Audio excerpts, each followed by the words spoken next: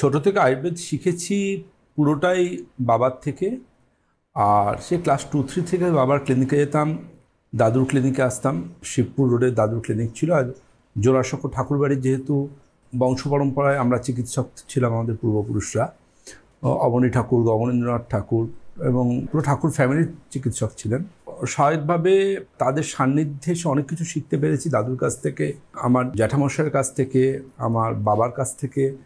সত্যি বলতে আমি গর্বিত যে আমি একটা এরম পরিবারে জন্মাতে পেরেছি, একটা রয়্যাল ফ্যামিলিতে আমি জন্মাতে পেরেছি। আর সবচেয়ে আমি মনে করি যে দেখুন, আমি মনে করি যে অনেক গুরুদেবের কাছে দীক্ষা নেন কেমন, আমি কিন্তু মনে করি আমার গুরু কিন্তু আমার পিতা, যিনি আমাকে আয়ুর্বেদ শিখিয়েছেন।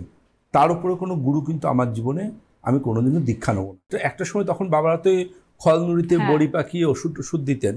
আমি যখন থেকে আয়ুর্বেদ চিকিৎসা বিজ্ঞানকে নিয়ে কাজ শুরু করলাম, তখন কিন্তু মানে খুব একটা আয়ুর্বেদের গোল্ডেন টাইম ছিল না।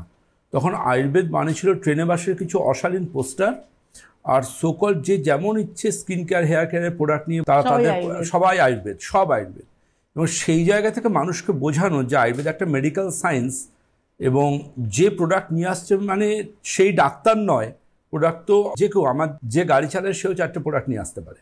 তো আলটিমেটলি ম্যাটারটা এটা দেখতে হবে যে আপনি যে প্রোডাক্টের উপর নিজের ভালোবাসার ত্বককে বা নিজের হেয়ারকে আপনি দায়িত্ব দিচ্ছেন, তিনি আয়ুর্বেদ চিকিৎসা বিজ্ঞানী, তার এডুকেশন কি, তার শিক্ষাগত যোগ্যতা কি, তার অভিজ্ঞতা কি, এটা খুব গুরুত্বপূর্ণ। কারণ এটা ছাড়া কিন্তু মানে বিশ্ববিদ্যালয়ে আমরা আয়ুর্বেদ মেডিকেল সায়েন্সে যে হায়ার স্টাডি করেছি, এত সেমিনার, এত কিছু দেশে বিদেশে অ্যাটেন্ড করেছি, এবং তার বাইরেও সেটা হচ্ছে যে আমাদের সম্মানীয় প্রধানমন্ত্রী এবং রাষ্ট্রপতি মিট অ্যান্ড গ্রিট হওয়া, এবং সব কিছুর বাইরে গিয়ে যেটা বলবো, যাদবপুর ইউনিভার্সিটি থেকে ড্রাগ ডেভেলপমেন্ট রিসার্চ পাওয়া, সাম্মানিক ডিলিট পাওয়া কলম্বো থেকে।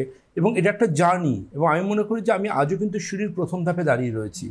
আমার লক্ষ্য একটাই, আয়ুর্বেদকে পশ্চিমবঙ্গ তথা ভারতবর্ষে ফার্স্ট লাইন অফ ট্রিটমেন্টে নিয়ে আসা, প্রথম সারির চিকিৎসা বিজ্ঞানে নিয়ে আসা।